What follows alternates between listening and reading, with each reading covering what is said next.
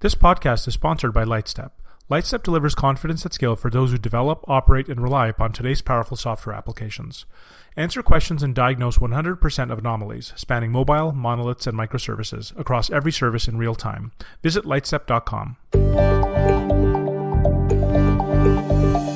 Hello and welcome to the InfoQ podcast. The InfoQ podcast is a weekly conversation with software leaders shaping our industry today. My name is Wes Rice. In addition to hosting the InfoQ podcast, I chair the QCon software conferences in San Francisco, London, and New York. QCon San Francisco is coming up November 5th through 7th. We have an incredible lineup of over 140 speakers, including Brian Cantrell, Charity Majors, Nicole Forsgren, Jez Humble, Alex Buckley, and just newly announced keynote on AI from Grady Booch. So I hope you can join us for 3 days of deep dives on everything from consensus protocols, Rust networking, WebAssembly to Kubernetes, DevOps, all the way through culture and organizational change. It's an intense 3 days. Hope to see you there.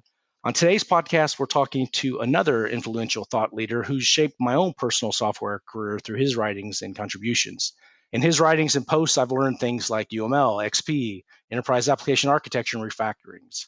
If you haven't already guessed, I'm talking to Martin Fowler. Martin is the chief scientist today at ThoughtWorks and has been since 2000. His books include UML Distilled, Planning Extreme Programming, Patterns of Enterprise Application Architecture, and of course the 1999 Refactoring book that he is in the process of re-releasing, which helped re-popularize the word refactoring in software. So if you've ever said, I need to refactor this part of the code base, or clicked on an automated refactoring in something like IntelliJ, you're basically standing on the work that he's done, Kent Beck's done, Ward Cunningham's done, and many, many others. So today's podcast, we're talking about the new book, Refactoring, some of the changes that you can expect. We'll be talking a bit about microservices and evolutionary architecture, and Martin's thoughts on code smells, unit testing, and UML today. Martin, thank you so much for taking the time to join us on the podcast. Well, thank you for having me. So as we were talking before this, you said for the last 2 years, you've been focused on this book. Tell us about this journey over the last couple of years. Well, yes, the revision to the refactoring book. It was something I increasingly felt I needed to do because the book is kind of showing its age in many ways. Most obviously, the Java code examples. I mean, we're talking about Java util vector is in there. Many people are not old enough to remember using that. But also a sense as well of, when you're doing a book that's so totally focused on Java, it tends to have a very class-centered, aggressively object-oriented view of the world, and refactoring is much more general. So I wanted to try to address those issues and see if I could give the book legs for another 20 years or so and ensure that refactoring was still a topic that programmers saw as a relevant one, because I think refactoring is a really core skill to be a good programmer, and it's important to have a book that explores it properly. So that was my target, and it ended up being pretty much a complete rewrite. I mean, there are some sections I was able to copy over, but most of it is completely rewritten. So speaking of aggressively object-oriented, the first thing that should jump out at anyone who's familiar with the original version of the book is the new version uses JavaScript for the examples. I'm kind of curious why. I mean, is it the ubiquity of the language? Surely there's a few languages out there that may be a little bit easier to demonstrate refactorings. Mainly because when you're writing a book about programming, the language you use has to be one that the readers can understand. And that immediately cut down the list of potential languages I could use. And oddly enough, Java was still highly ranked on the list because it's still a widely read and understood language. But I went with JavaScript, maybe because it's a touch more, but primarily because although it does have a quite reasonable object model, at least with the ES6 stuff, it also allows you to operate without object sense of how you want to refactor, both without objects, but also towards objects. Because although these days a lot of people say, oh, do you need objects as much? I'm still a big fan of objects. But I'm also someone who feels you want to be able to refactor towards them and sometimes away from them, depending on what you need to do with the code. And JavaScript gives you the ability to express some of those refactorings a bit more. Of course, I hate the language, but It's always a love-hate relationship. Yeah, I can imagine there's some love there somewhere, but for me, it's mostly a hate relationship. Well, I always joked with the first edition of the book that how depressing it was to go from Smalltalk to Java, But at least I thought there's no lower I can sink. Careful what you ask for, right? Exactly. God knows what another revision of the book would be done, But it's a nice point to point out that when it was initially written with Java, a very object-oriented language, and now JavaScript, a kind of prototypical-based language, which with the S6 you can get to objects, but still, it's very much a different style of writing, yet the refactorings are absolutely just as relevant as it was with OO programming in Java. Yeah, I mean, the core idea is still very much the same. It's the idea of trying to identify these small steps. The code is never broken. And you're going through this sequence of small things that allows you to make a big change.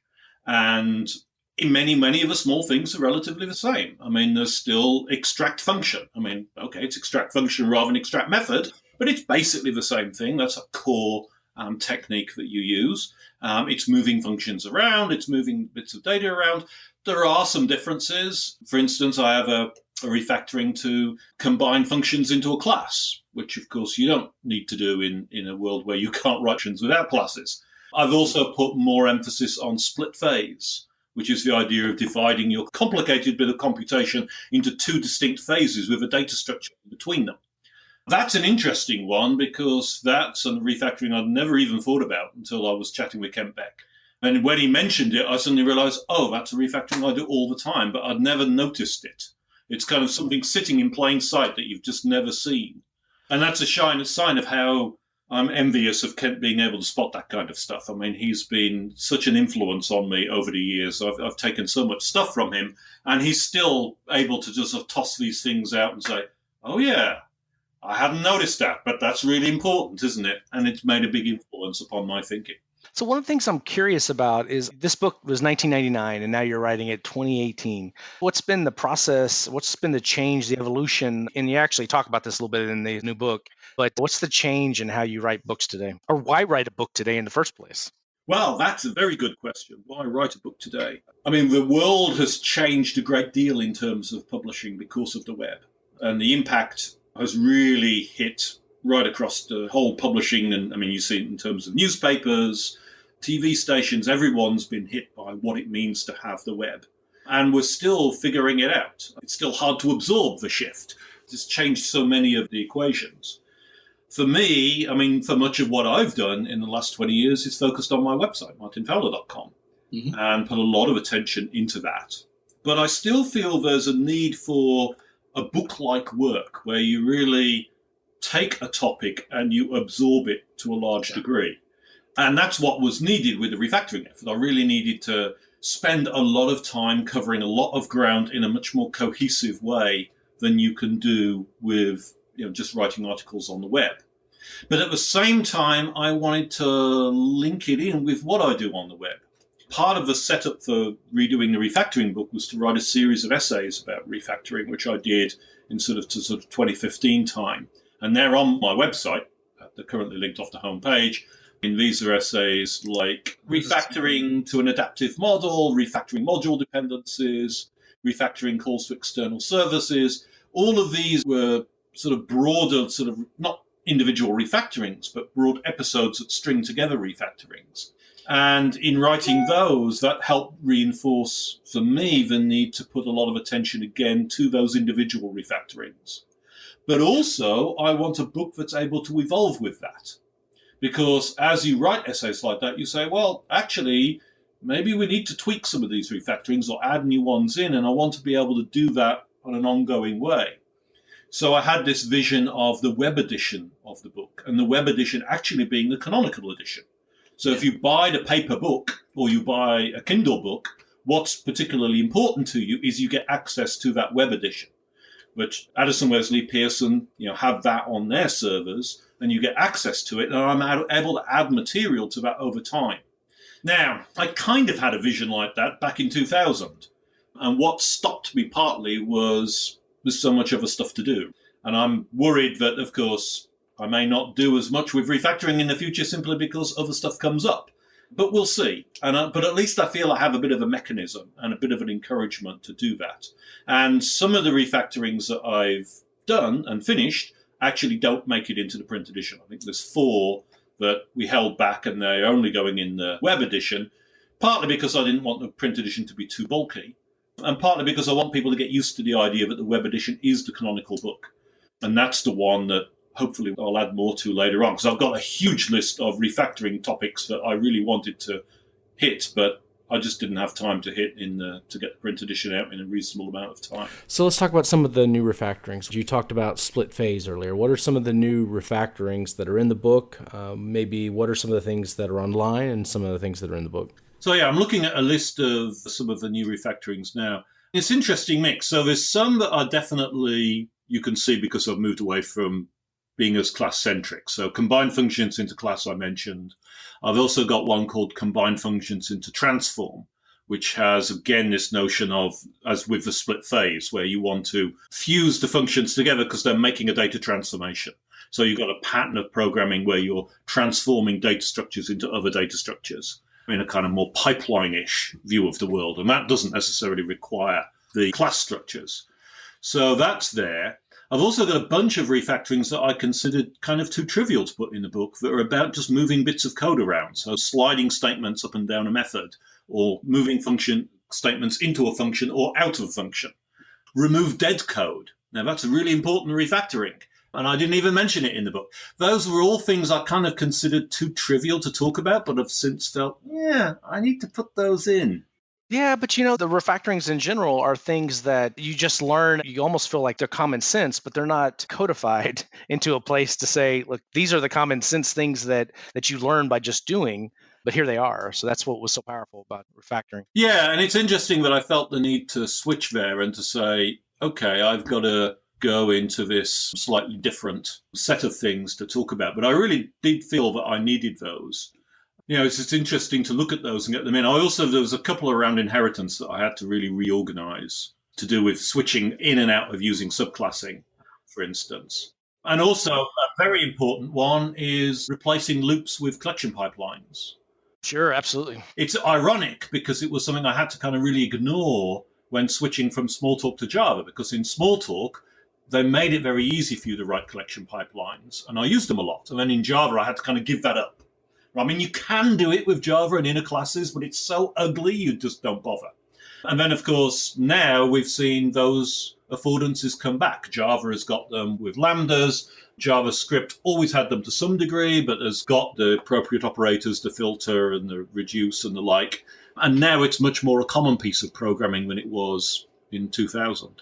It's that move back to declarative from imperative programming. And that's a really good thing, because I find it so much nicer to use collection pipelines rather than loops to express that kind of computation.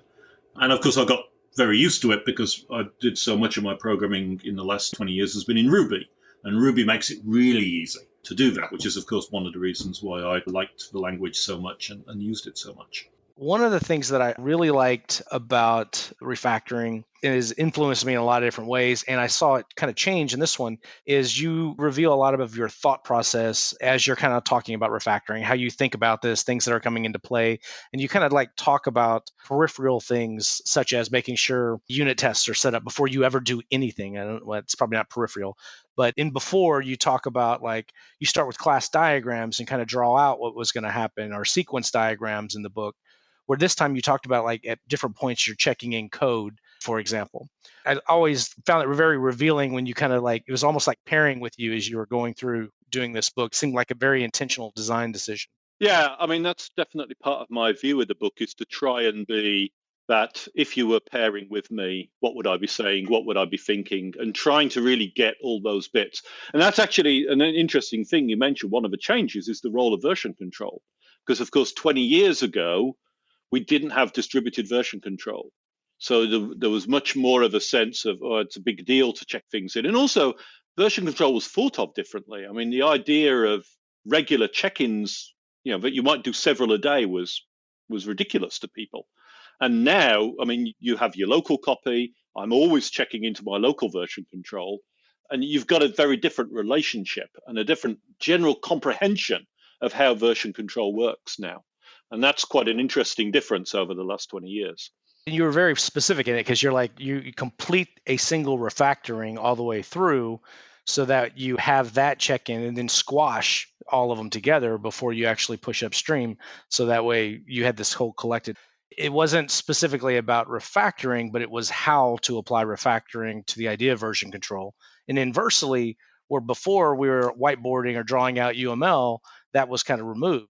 So it's interesting to see kind of thought process 99 versus thought process 2018 and kind of how things maybe changed. You're scowling. Yeah, although having said that, I didn't really do much pre-whiteboarding.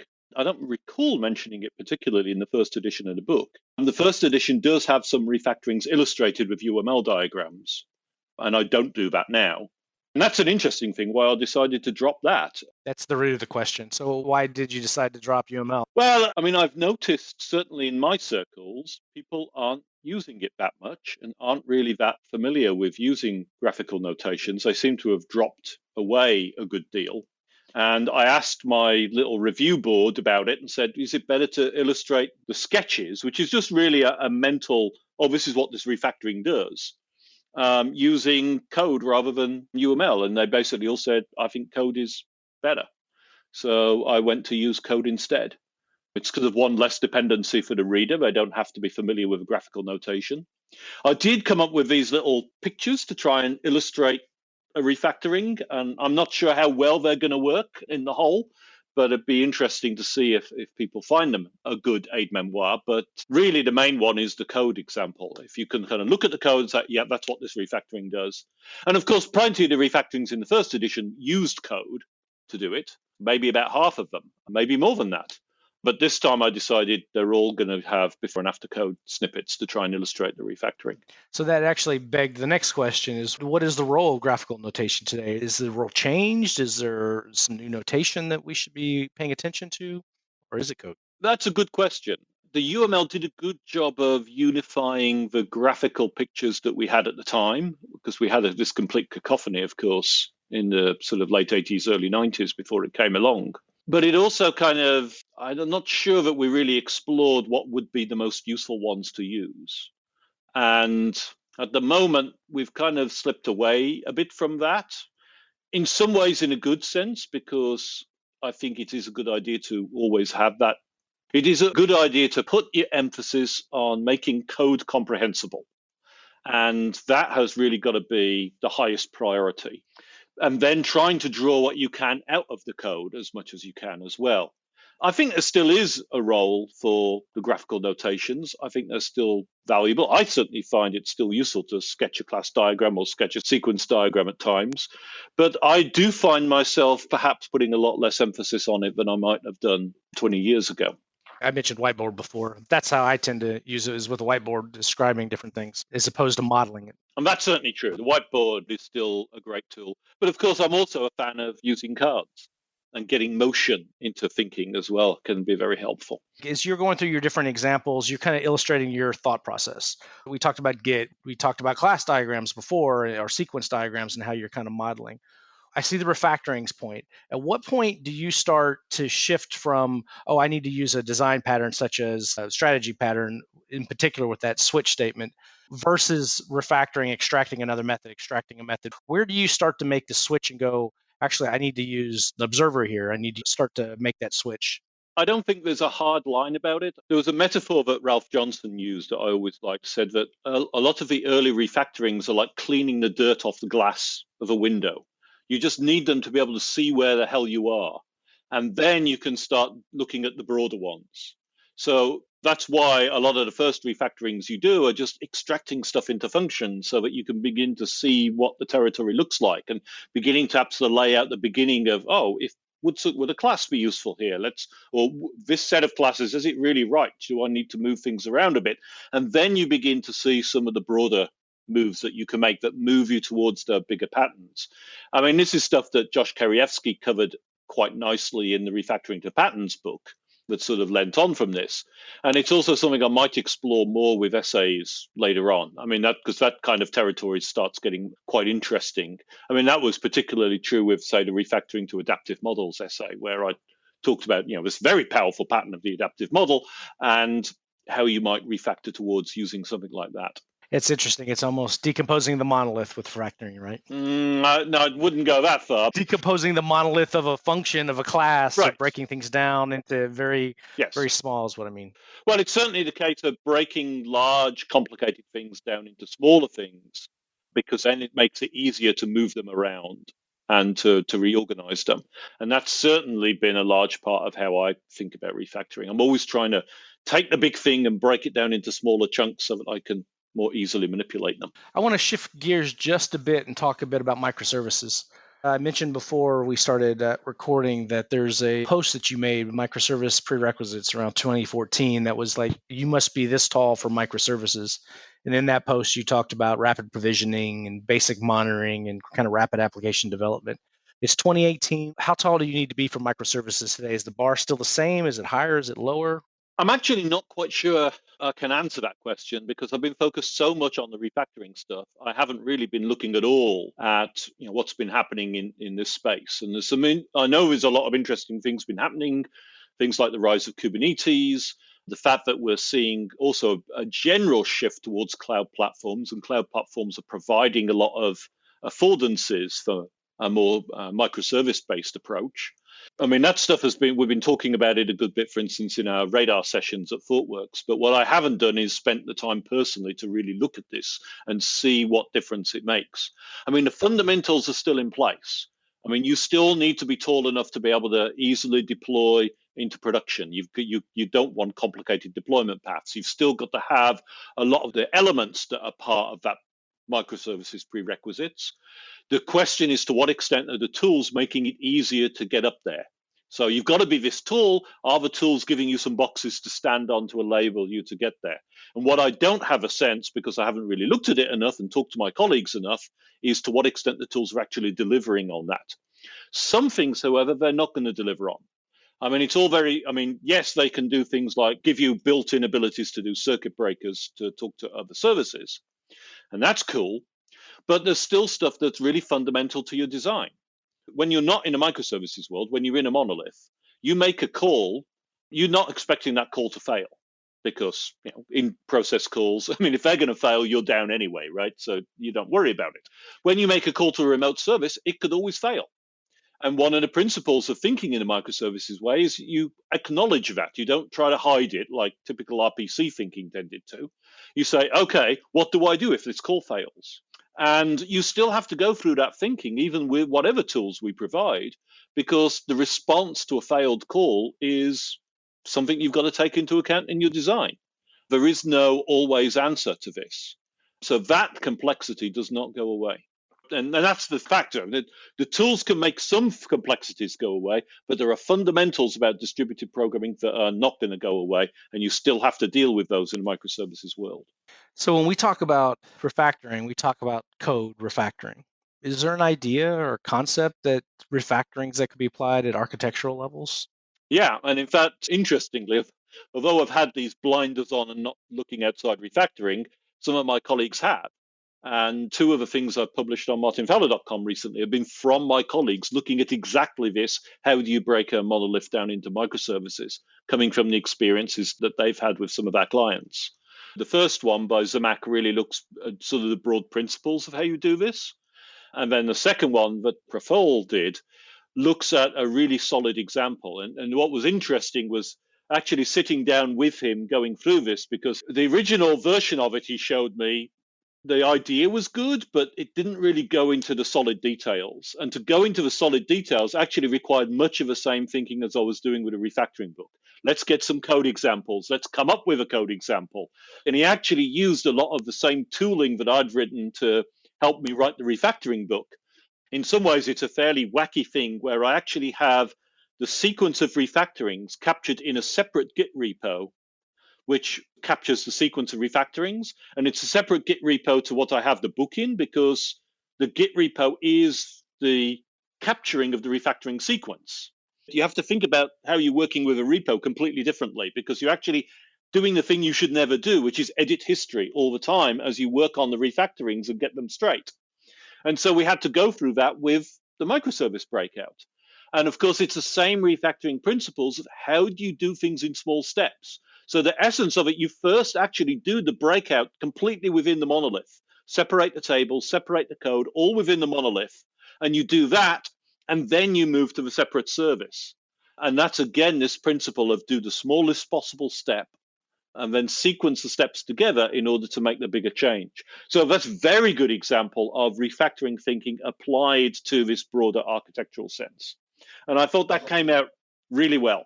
That's where I was going with decomposing the monolith. It felt like these sequential steps that you're metabolizing, kind of putting together, that you could take the same thing and apply it to different stages of a microservice evolution. Speaking of that, you recently wrote an introduction to Neil Ford, Rebecca Parsons, and Patrick Kula's book on evolutionary architecture.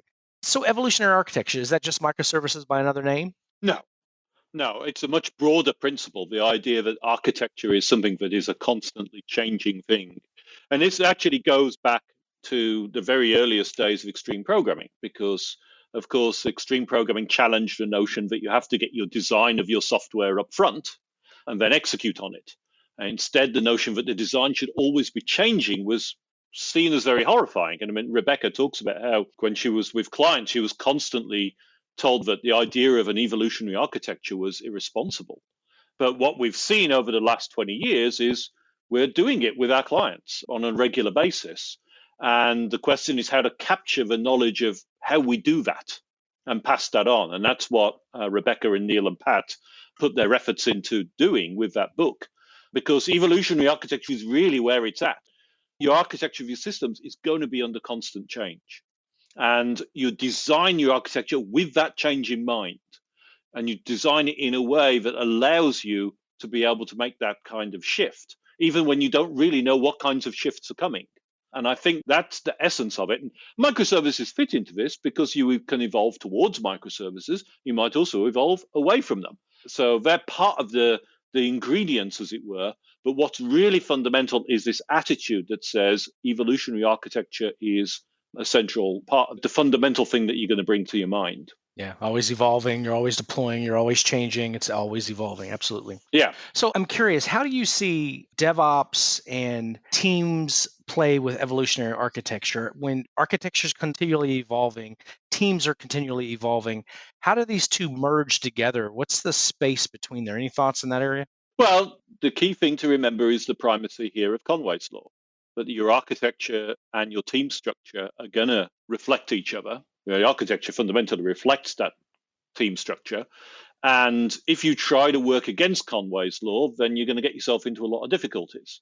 So your team structure and your architecture should both evolve, and they should evolve in a compatible way. Often you can do what we call the inverse Conway maneuver, which is to alter your team structure in a way that will cause the architecture to move to follow it. And that's something that we see done and that we encourage people to do. But the most important thing is to remember those two are very much in sync with each other. And so you have to think of them as not separate things, but very, very closely connected things. There's some gotchas in there, though, right? I mean, maybe you've got core services that you just really don't need to touch all that much, and you're working on a new release, so you sort of starve the care and feeding of that core service so that you could focus on delivery of new features. Or maybe structures around the idea of product and features versus platform teams. I mean, there's just some practicality of aligning your teams around what you want your architecture to be with its implementation, no?